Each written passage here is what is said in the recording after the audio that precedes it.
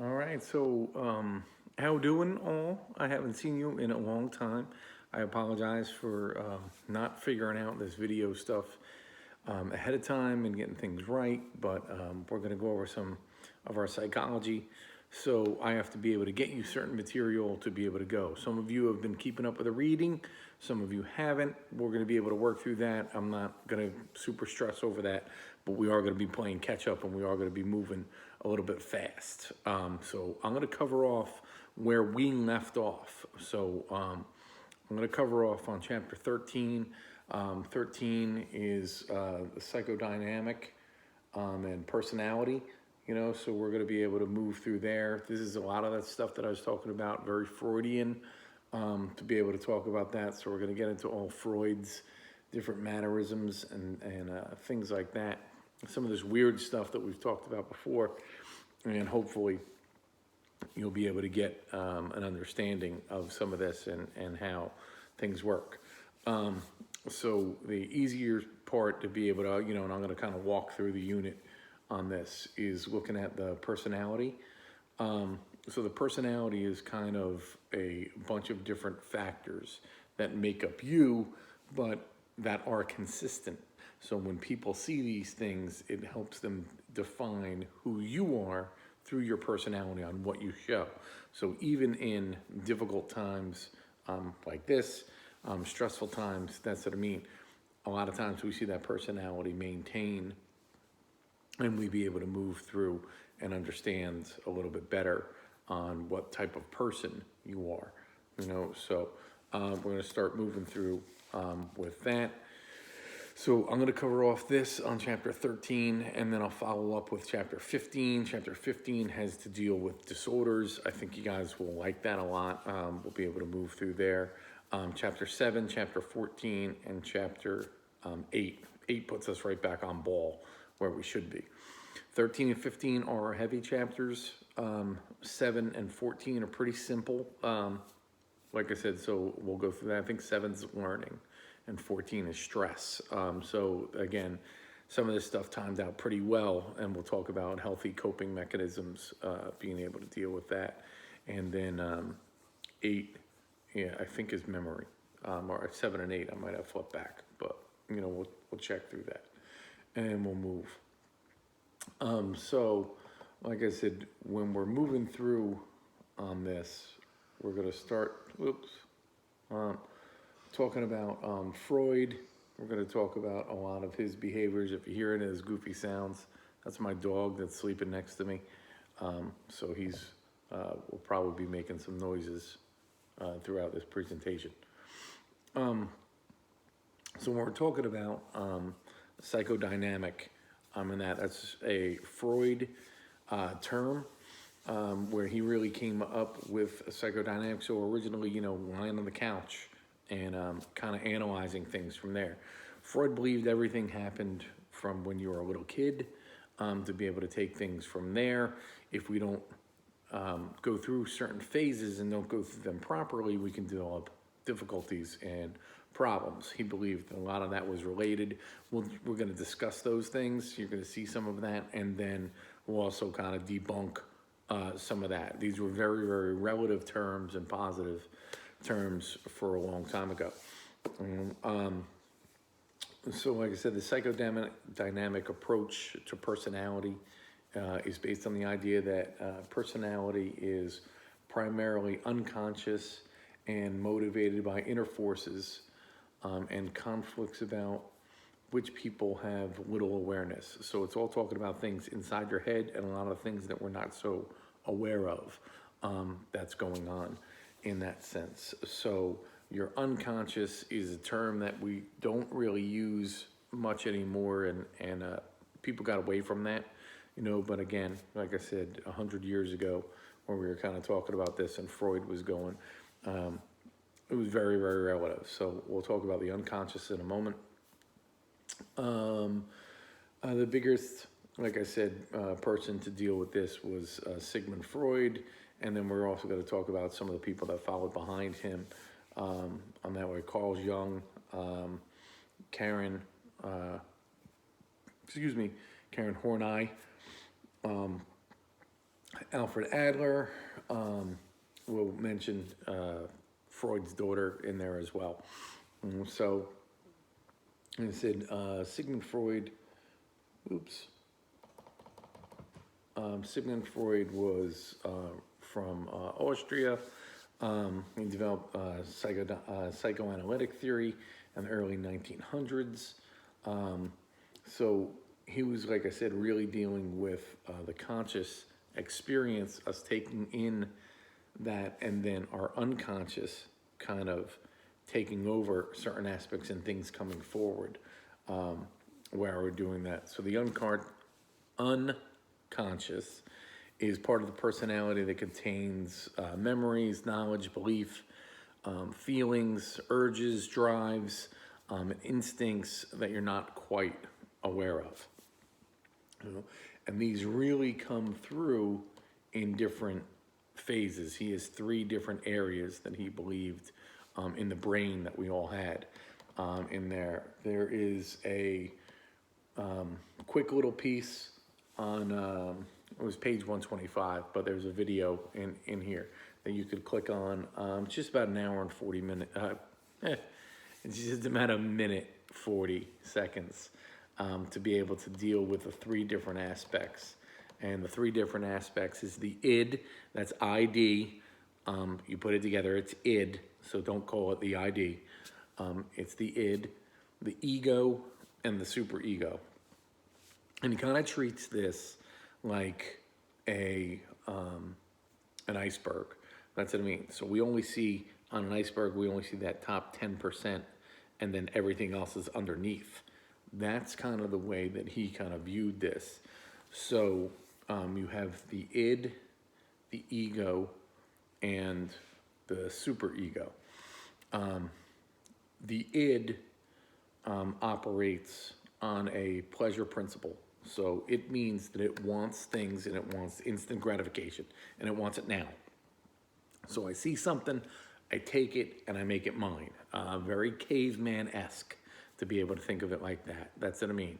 I want to be able to take something, I'm going to hit you over the head, and that's what I mean, and I'm going to take what I want from it in that sense. So the id is very instinctual and unorganized, but it reduces tension created by our primary drives. Our primary drives are hunger, sex, aggression, irrational impulses, those types of things. And all of that comes through, like I said, the pleasure principle. The superego is the part that we deal with that is guilt. So if we have any of our group that's in there, and sometimes I'll refer this back to a lot of Catholicism, so religion, in that way, when you go to confession and things to that extent, you're confessing your sins in that way. Well, this is the way that the superego operates. Superego feels guilty about everything. It's like, oh my God, we always did wrong, what are we gonna do, what are we gonna do? So that's the way the superego functions. Now, what functions in between that is your ego. And the ego is kind of your, well, it's considered your reality principle. So it governs things in real time. It governs things in where we are, and it looks at things. So right now, you know, again, I can't go to the store and just start robbing people or taking whatever I want, and that because I know that we have to operate through the reality principle, you know. So the ego is saying, okay, we have to be able to go into the store, we have to be able to act civilized right now, make sure you put on your mask, that's what I mean, make sure that you're adhering certain things, follow this. The id is saying, screw all that, that's what I mean. Get in that store, take anything that you want. We're in a desperation time, so if somebody has something that you want, punch them in the face and take it. And then the superego is saying, no, I mean, oh my God, if we did that, you know, we're going to go to hell. We can't do any of these things. I would feel that might be an old lady that we hit, or that might be an old lady that is having toilet paper for her family and we took it, or we took her food or her water or anything like that. Like, so the super ego is just gonna cry, you know? Now, the ego is the one that regulates all that. So like, listen, we can go to the store. We don't need 4,000 rolls of toilet paper. We don't need 100 pounds of meat. You know, go in, get what you need, do what we need, wait in line like a civilized person, you know, follow the rules. That's how these things work. So that's where the id, the ego, and the super ego kind of go. There's a couple of different portions. I'll see maybe if I can bring up to give us different examples of what would the id do in here, what would the ego do here, you know, and what would the super ego do in these situations. So it was kind of funny. Like I said, the last class kind of enjoyed that. So we'll go back and forth, and I'll see if I can dig up some more of that. But definitely check those out. The id, the ego, and the super ego, those will definitely be on a test. You'll definitely see those. You will be able to have to identify the sides of those, you know, what that are. So you're really looking at the pleasure principle and the reality principle on those things. So again, the id operates on the pleasure principle and the ego operates on the reality principle. All right, so we're going to move through that. Now we're going to start moving into the different stages. So Freud believed that we had 5 essential stages to be able to move through, and this governed kind of where you are, and we'll pull back to later on some of the problems that we may have. So these are 5 of the psychosexual stages. The 5 stages is the oral stage, the anal stage, the phallic stage, the latency, and then the genital. All right, so we're going to go over those. There's a diagram on that. Ooh, it's not telling me my page. Whoop, well, I just lost it. Yeah. Page 427, to be able to give you some more of that. So I'll break down the stages for you. So the oral stage is from birth, from age 0 to roughly 12 months. The oral stage is described in that manner because we take everything in through the mouth. If the child is nursing or anything to that extent, that's what I mean, they're taking their nourishment and everything that they know in through the mouth. Same thing with the bottle, you know, to be able to go through that way. Anal stage, that is from roughly 12 to 18 months, around that point, to about 3 years old. There, we're talking about potty training and things to that extent. We're going to the bathroom. The little kids are learning to be able to use the potty at that point, you know, and that's it. What Freud is kind of saying is that that's a battle of control, because I was going to the bathroom and everything was fine, and I was going to my diaper and nobody was complaining. And now all of a sudden you're telling me I can't do these things. Well, these things don't bother me, to be able to go to the bathroom in my diaper. Like, everything's cool. I do it a whole bunch of times. You change my diaper, everything's cool. Now you're telling me it's not cool. Well, I think it is. And we're going to battle back and forth on that. So that's where you'll see little kids going back and forth on that side on whether or not they want to go through potty training or not, and the difficulties that we have with that. So once that's completed, we move into the phallic stage. The phallic stage is from ages 3 to roughly age 5 or 6 years old. So the phallic stage is really young children understanding more of their body.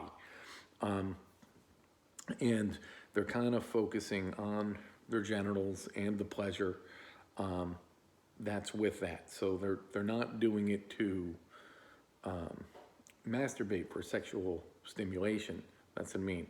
But they do get a gratification out of that, you know. So That moves there. I'm going to take a sidestep for a moment, and we're going to talk about the Oedipal complex.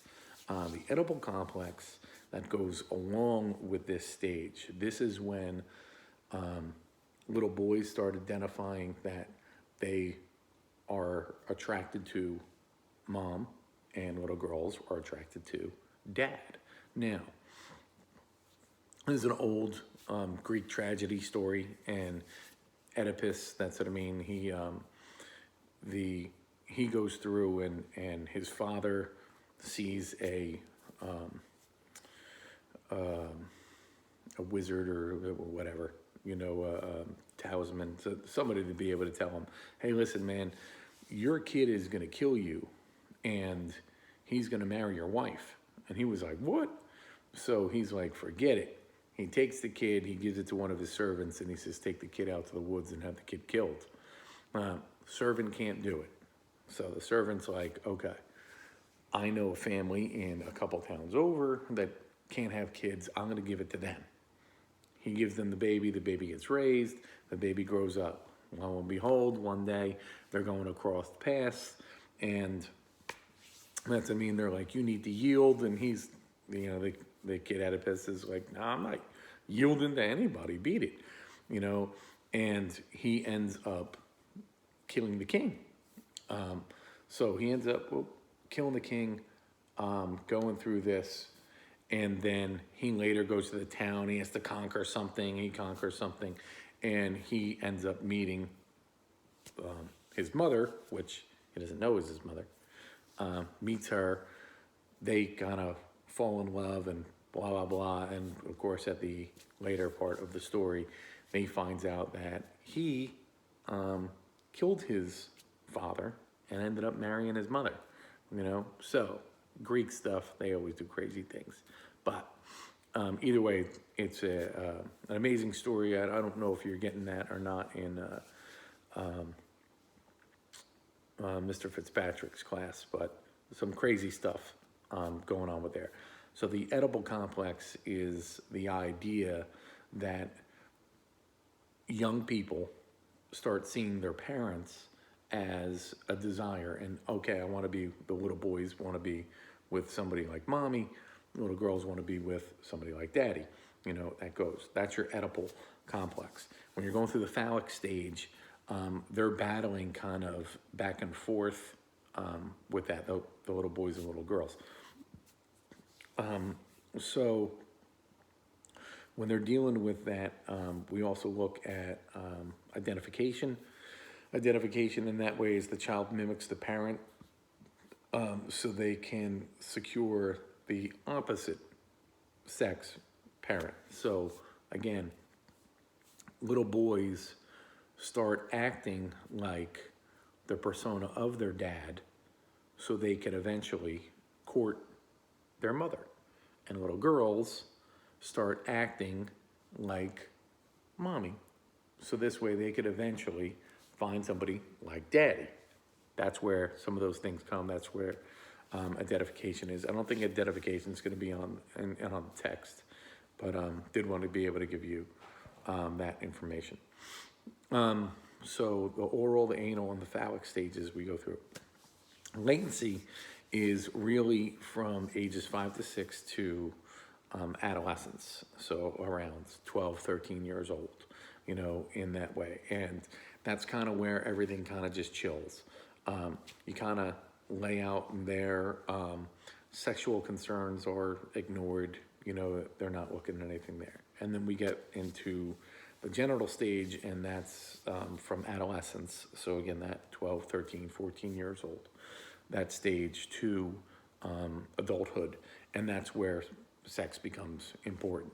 And we start moving through, like I said. And again, remember, when I'm talking about 12, 13, 14, something to that extent, we're talking about this from a long time ago.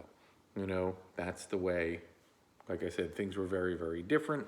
People got married at a much younger age, and I'm not saying 12, but again, people got married at a much younger age, so there was different times that you're looking at, anything to this extent. So in order to be able to look at those 5 stages, if you start having problems in one of those stages, that's where Freud's saying that you'll eventually end up on the couch because you didn't process this correctly. You didn't go through these. You had too much difficulty handling things like this. And we start seeing different problems in different areas. Like I said, so looking at the different stages, that's where you'll be able to see some of the different problems that people will have going through some of these stages if they're not resolved.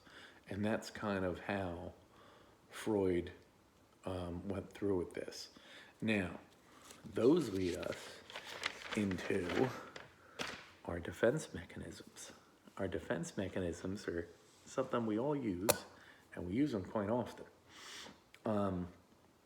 One of the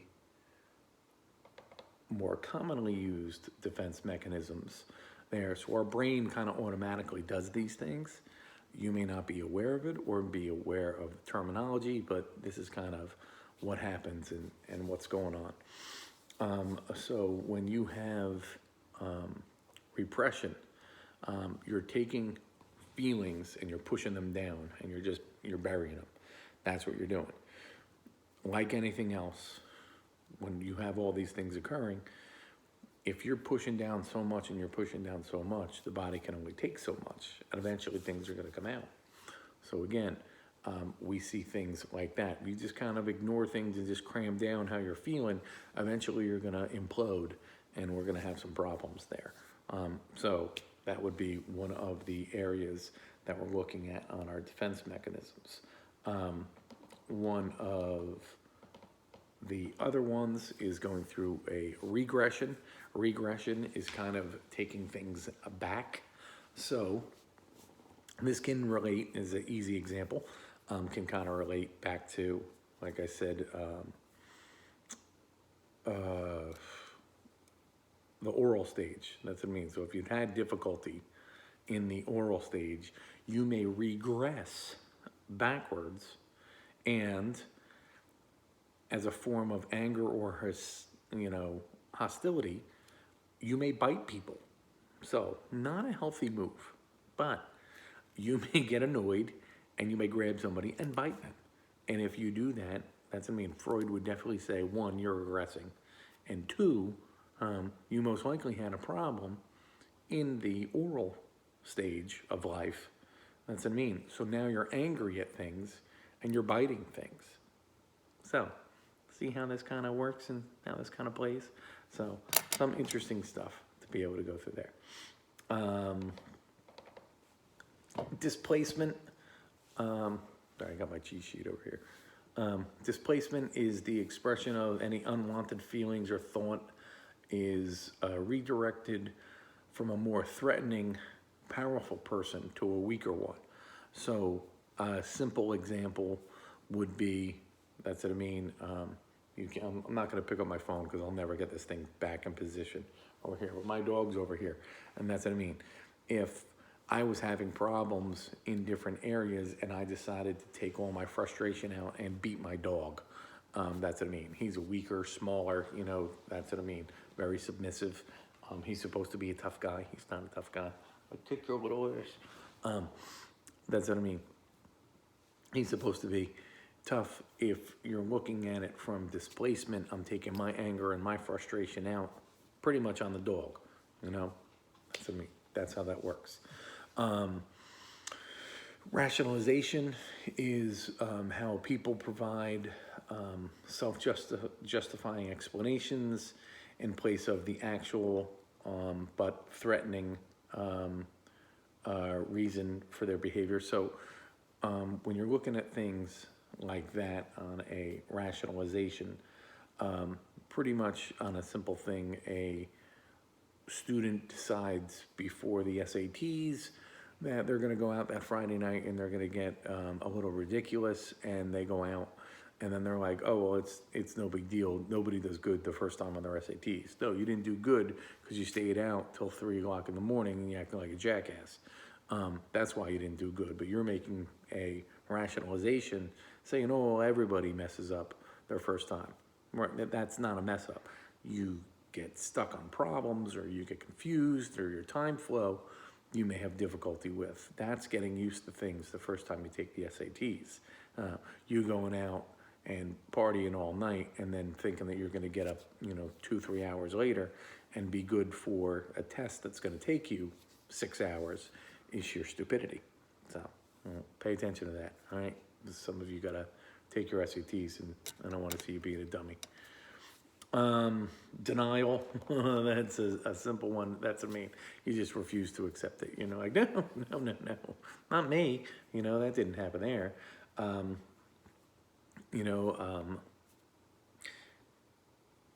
student that would never show up to a psychology class and be like, Mr. Jacob, I failed. How did I possibly fail? You were never in my class. You never showed up. That's what I mean. That's an easy way for you to be able to fail, especially when I tell you, show up to class. Denial, that's an easy one. On that way. Projection. So projection is people attribute unwanted impulses and feelings onto somebody else. A man who is unfaithful to his wife and feels guilty suspects that the wife is being unfaithful. So that person's trying to be able to put what they're doing wrong onto the wife, to be able to say, well, she must be cheating. She must be doing something wrong, and that's what and you're justifying again what you're doing wrong in that sense. So you can get a couple different aspects on projection and being able to do that. Sublimation, that's people divert unwanted impulses into socially approved thoughts, feelings, or behavior.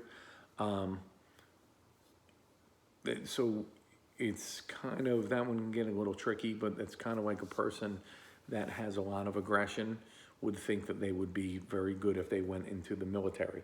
They're probably not going to pass the psychological in order to get into the military, but they would think, well, I could resolve my aggression by going out in this way. If I'm going out and I'm killing somebody, the bad guys, somebody that we're going to war with, then I'll be okay and I'll be able to get those things out.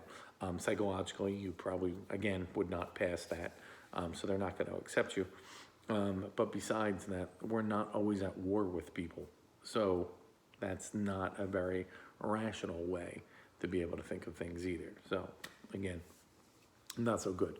And reaction formation, that one's the unconscious impulses are expressed as their opposite in the conscious. So these are the people that you really gotta worry about.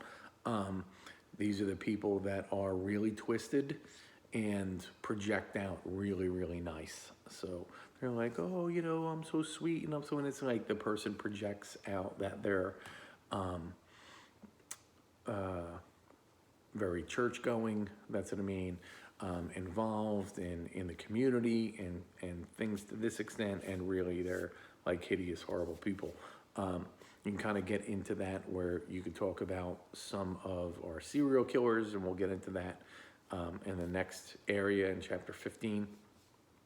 So we'll get into that and we'll talk about more on that side. But Ted Bundy was very, very charismatic. He was very educated, in that sense. That's what I mean. He was a horrible, horrible person. And the things that he did to those girls was unbelievable, but that's not what he was showing, So he had that monster buried pretty deep, but he would let those things out. What's his name? John Wayne Gacy. John Wayne Gacy, pillar in the community, was involved in political aspects. That's what I mean. A lot of people really liked him. They thought he was a really good guy. He used to dress up like a clown and do kids' parties. And he had, 29 people buried underneath his house because he would, he would try to bring in young gentleman in that way. He hid the fact that he was homosexual. He would bring them in. He would show them like, you know, a clown trick, like a handcuff trick or something to that extent, and he'd put them on and slip out of them. And then the person would be like, well, let me try that, you know? And then he'd be like, okay. And they'd be like, damn, I can't figure it out. How do you get out of these? And he'd be like, you got to have the key. And that's what I mean. And then he would like beat them, rape them, and then he would murder them. And he would bury them underneath his house. So, like I said, we'll get into different aspects of that. You know, I'll bring that up when we talk in chapter 15 about that. But like I said, these are some of those. So our reaction formation would definitely be, you know, he had craziness going on in his head, but he was able to hide that in certain manners. So those are some of the defense mechanisms that people use. Everybody's not a serial killer. I'm certainly not trying to say that. We use some of the simple stuff every day, you know, but I'm just trying to put that out there. With that, we get anxiety. Anxiety is an intense negative emotional experience, and that is a danger to the ego. So anxiety is tough. We've seen a lot of anxiety right now. The mental health industry has seen literally like a 900% increase because of the COVID-19 and everything like that that's going on, and people being stuck inside their houses. So a lot of things that people are experiencing, we're definitely seeing there's a mental health aspect to what's going on right now, and very, very difficult to be able to deal with. I'll pull down here. I'm gonna bring you into, okay, we'll talk about some of those. What else? Neurotic anxiety is an irrational impulses from the id, threatening to burst through and become uncontrollable, like that. So remember when we went back to the id, the ego, and the superego on that side, neurotic anxiety is a lot of that id, that animal impulse type of thing, pulling forward, and now you're trying to act on some of those things. So you're really not relating to the reality principle and understanding that, and that's what I mean. And you're letting those bad and negative feelings come forward, and you're acting upon them. This kind of brings us into where some of the other psychologists are in here. So they're neo-Freudians, to be able to go, and they're kind of taking his principles and moving things from there. So Carl Jung, Karen Horney, and Alfred Adler, like I said, to be able to go with Bandera. We'll talk about him, Carl Rogers. So I'm just going to give you a little bit on what was going on then. Carl Jung, like I said, he was a Freudian, but what they do is they took what he was doing and they kind of morphed other areas, or they were like, I don't think this is quite accurate. This is where we're kind of going here. So he suggested that we have a universal collective unconscious, and that is inherited from a set of ideas, feelings, images, and symbols that are shared with all humans because of our common ancestral past.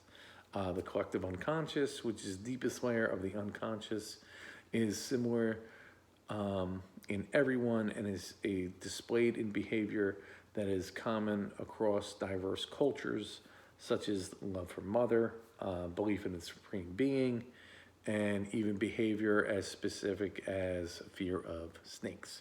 You know, so he was kind of taking things from there, collective unconscious. That was kind of his big rationale for that moving forward. He also talks about archetypes. Archetypes are kind of your universal representation of good and bad. So one of the examples that is used, which I really thought was pretty cool because I'm a Star Wars dork, was the fact that's something that they kind of related to Star Wars. Mark Hamill's character, so Luke Skywalker, is the ultimate, good guy. He's tempted by the dark side, and he still goes for the good. He won't betray his friends. He won't turn to the dark side for this ultimate power or anything to that extent. On the other side of things, that's what I mean. Kylo Ren or Darth Vader, either one of those two, being seduced by the dark side. If you understand some of the lore of Star Wars and things to that extent, and you're paying attention to the Sith, whoops, I'm running out of space. Paying attention to Revenge of the Sith, that's what I mean. Emperor Palpatine lies to him to be able to get him to what he wants to do. He knows that he has this power, and he knows that he could yield this and they can become super powerful, but he turns around and he's like, yeah, if you do this, like, your wife and kids, everything's gonna be cool. Like, I'll protect them. Boink. Stop that. I'll protect them. And he doesn't. That's all a lie. And he knows that she's gonna die. So he knows that Anakin Skywalker, that his wife is gonna die, giving birth. And he manipulates him. And then even at the end, if you pay attention, this came out years ago, so this is no spoiler. But that's what I mean. He came out and he said, oh, well, you killed her in your fit of rage. So he's lying to him then too. So he knew what was going on, and he was still moving forward with this. But that's your ultimate plays of good guy and bad guy. So those are your archetypes to be able to go that way. Karen Horney, she was really a big person to be able to move in the feminist movement. And like, she was big for women being able to move forward. She was a feminist psychologist. That was a long time ago. And like I said, she rejected some of Freud's stuff because Freud kind of had women kind of put into a box, like, you're supposed to be, take care of the house, take care of the children, that type of thing. That's kind of where he felt things were. And like I said, even though that he had a daughter himself, and she became a psychologist, a very prominent psychologist as well, so Karen kind of pushed these things, some of these areas. So she was big feminist before really any of that movement was there. Alfred Adler, again, another Freudian there. He talked about things like with an inferiority complex. So an inferiority complex, if you're just looking at inferior on that side, that's what I mean. You have a negative image of things. That's what I mean. You have a low self-worth, self-opinion in that manner. So if you have a complex with it, that's what I mean. You don't think you're good enough. You don't think that you could do these things. You're never quite measuring up to what you could be or should be. That's kind of where Adler goes on that. What else am I going with? Stop. We get into, why did I jump so far? Sorry. Okay, there we go.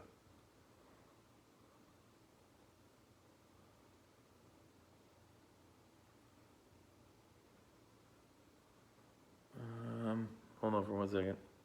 This is my finger hit something. All right.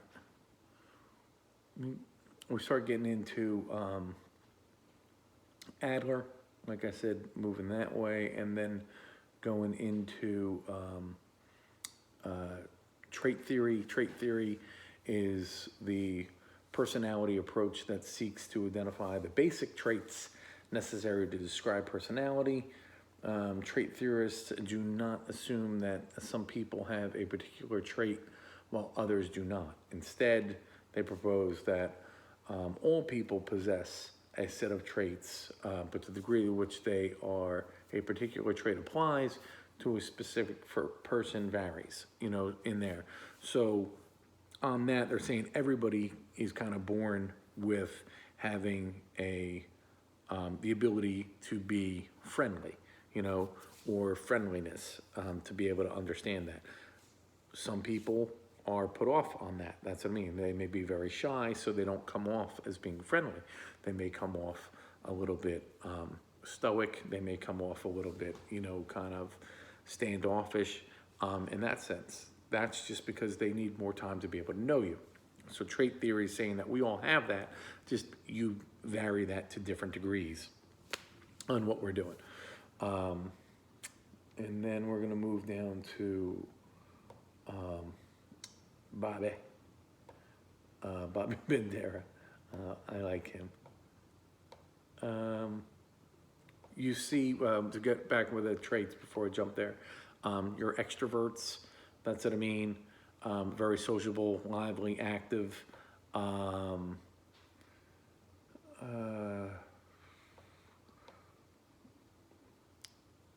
Psychoticism, not so good. Aggressive, cold, egocentric, impulsive, impersonal, be able to look at that. So a couple of different things, like I said, looking at traits. There's, okay, you can see that's easy stuff. There's another video that's farther down that's about 5 minutes long. And where's that? I think it's page 437. That's there. That's what I mean. I would definitely tell you to check that out. That's what I mean. That will help.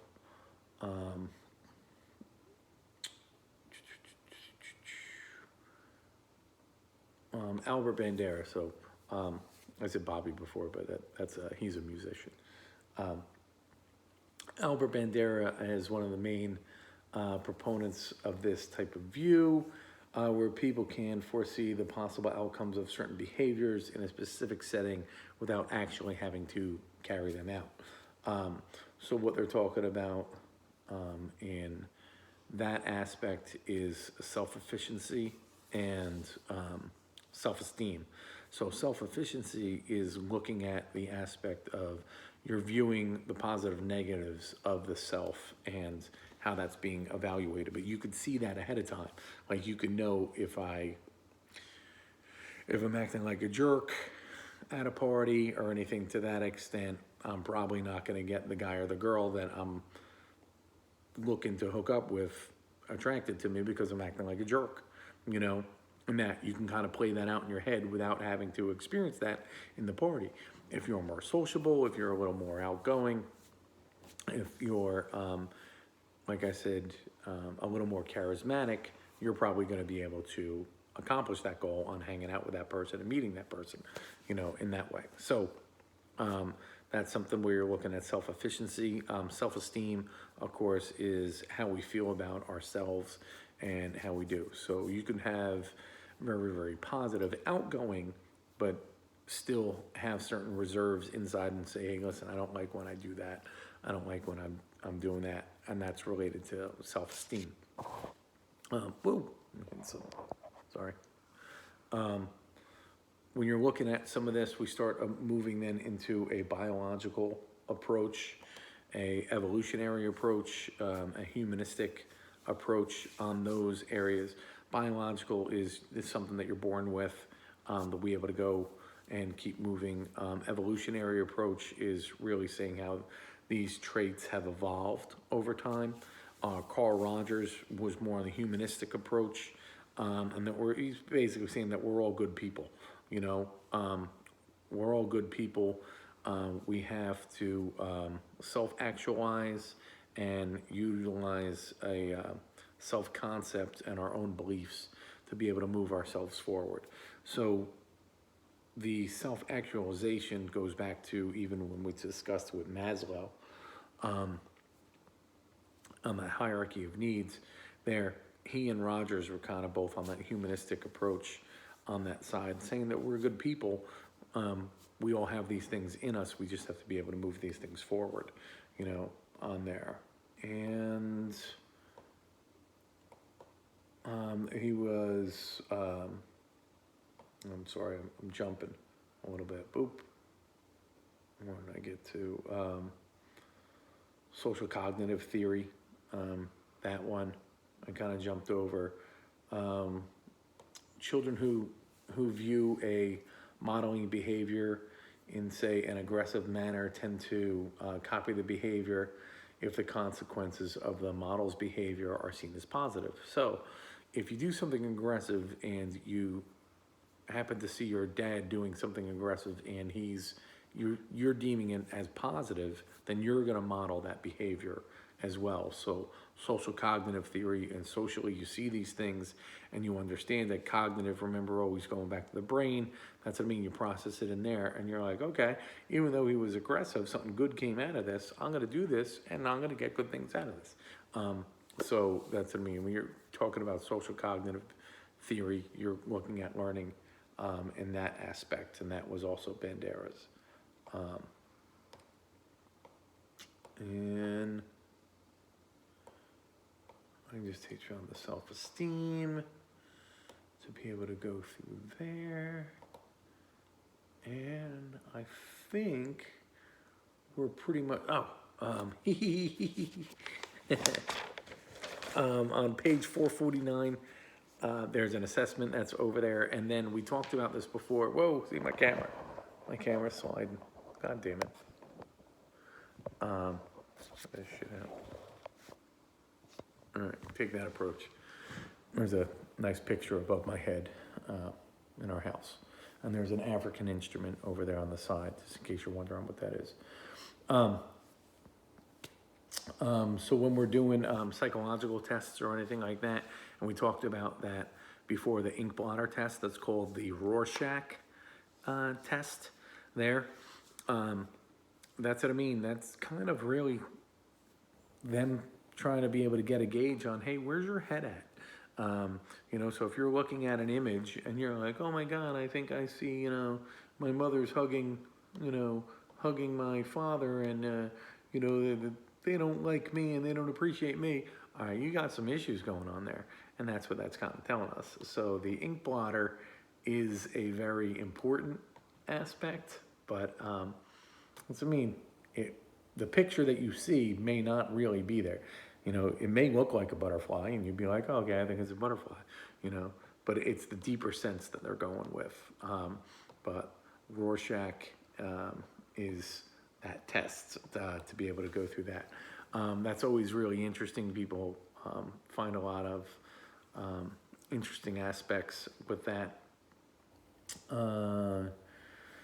That says there's a thematic apperception test, TAT, T-A-T, is another well-known projective test. The TAT consists of a series of pictures about which a person is asked to write a story, and the stories are then used to draw an inference from the writer's personality. So you're trying to get into their head by what they're saying and following things like that with that. So I'll give you on that side. Those are neat aspects that we certainly see in psychology, and they're still used today. So looking through that, I believe, is the wrap on chapter 13 for personality. So I am going to be putting up a test on this. I will be giving you a test on this. I will make it shorter to be able to go through. I'm going to send all this stuff out to you tomorrow. So best wishes all. Stay safe.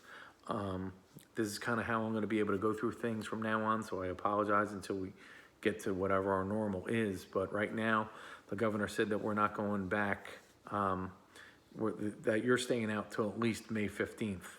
Our class will be completed by that point. All of you have been doing a great job. Before we left, everybody was holding relatively an A average. Stay there, all right? Go over the material, read this stuff. I know you got time. you know, but pay attention to the psychology stuff, man.